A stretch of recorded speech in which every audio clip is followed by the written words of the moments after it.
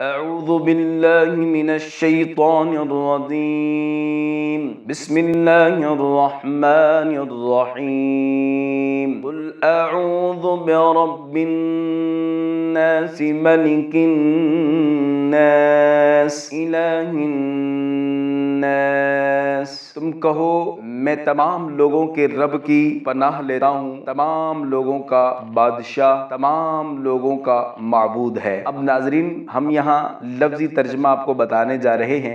قل کے معنی ہیں تم کہو، اعوذ یہ واحد متکلم کا صیغہ ہے، ان کے معنی ہیں میں پناہ لیتا ہوں، اور برب الناس ان کے معنی ہیں تمام لوگوں کے رب کی، الناس لوگ، رب یعنی پالنے والا، بھی یہ جو ہے کی کے معنی میں یہاں استعمال ہو رہا ہے، برب الناس تمام لوگوں کے رب کی میں پناہ لیتا ہوں۔ ملک الناس، ملک الناس اب اس کے معنی ہے کہ جو سب لوگوں کا بادشاہ ہے۔ ملک الناس، الناس سے مراد تمام لوگ، ملک، ملک سے مراد بادشاہ جو تمام لوگوں کا بادشاہ ہے۔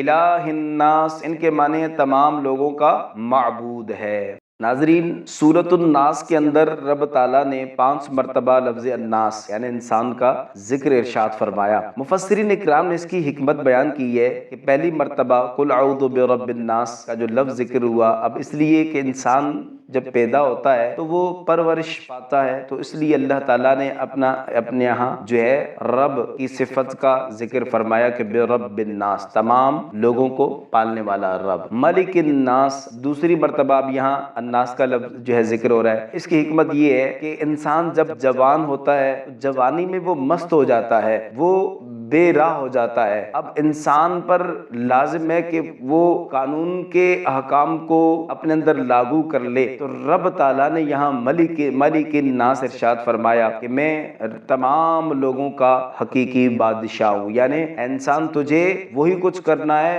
جو میں نے تیرے لیے اس کائنات کے اندر جو احکام مقرر کی ہیں، میرے احکام کی تجھے تعمیل کرنی ہے، میرے احکام کا متبع بننا ہے۔ اس کے بعد تیسری جگہ فرمایا الہ الناس تمام لوگوں کا معبود برحق۔ اب یہاں کیونکہ انسان جب بوڑھا ہو جاتا ہے، ضعیف العمر ہو جاتا ہے، تو وہ خوب عبادت میں مشغول ہو جاتا ہے، تو گویا کہ یہاں رب تعالیٰ نے فرمایا کہ اے میرے بندے، میں تیرا رب، میں ہی تیرا معبود حقیقی ہوں، میں ہی تیرا رب ہوں۔ تو یہاں رب تعالیٰ نے اپنی الوہیت اور اپنی معبودیت کا جو ہے صفت ذکر فرمایا ہے۔ ناظرین، اب آپ کی آسانی کے لیے عربی کے یہ الفاظ جو آپ اور ہم تقریباً بہت سارے الفاظوں میں ہم ان کو استعمال کرتے ہیں، آپ کی آسانی کے لیے اب یہ عربی کے الفاظ کی وضاحت کی جا رہی ہے۔ یہاں لفظ اعوذ، اعوذ یہ وہ لفظ ہے جس کو ہم بعض اوقات جو ہے تعوذ میں بھی ہم پڑھتے ہیں، اعوذ باللہ من الشیطان الرجیم، کہ میں اللہ تعالیٰ کی پناہ لیتا ہوں اس شیطان مردود سے۔ اعوذ یعنی میں پناہ لیتا ہوں، تو اعوذ کے معنی ہے پناہ لینا، جس کو ہم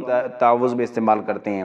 رب، رب کا آپ کو پتہ ہے کہ پالنے والا، جیسا کہ رب العالمین ہم کہتے رہتے ہیں، تو رب کے معنی ہے پالنے والا۔ الناس، الناس کے معنی ہے لوگ، انسان، ہم اس کو استعمال کرتے ہیں اپنے الفاظوں میں، جیسا کہ عوام الناس لوگوں کی ایک جماعت، لوگوں کی ایک بھیڑ، لوگوں کا ایک گروہ، عوام الناس۔ ملک الناس، یہاں لفظ ملک کو دیکھیں، ملک کے معنی ہے بادشاہ، اور آپ نے سنا ہوگا ملک جو ہے بادشاہ کے معنی میں استعمال ہوتے ہیں، اور آپ نے بہت سارے اس طرح کے نام بھی سنے ہوں گے کہ فلاں آدمی ملک یعنی بادشاہ ہے۔ الناس وہی اس سے مراد لوگ ہیں۔ اس کے بعد ہے الہ الناس، اس میں بھی آپ ذرا غور کریں، ہم بعض اوقات کہتے ہیں یا الہی، اب الہ یا الہی، الہ سے مراد ہے معبود حقیقی یعنی معبود برحق، الہ سے مراد ہے معبود برحق یعنی جس کی عبادت کی جاتی ہے اور جو عبادت کے لائق ہے، اور وہ ہمارا رب ہے، اور وہ رب کیا ہے؟ الہ الناس تمام لوگوں کا معبود برحق ہے۔ تو یوں اگر آپ ہمارے ان الفاظوں پر غور کریں گے تو انشاءاللہ عربی کا سمجھنا آپ کے لیے بہت آسان ہو جائے گا۔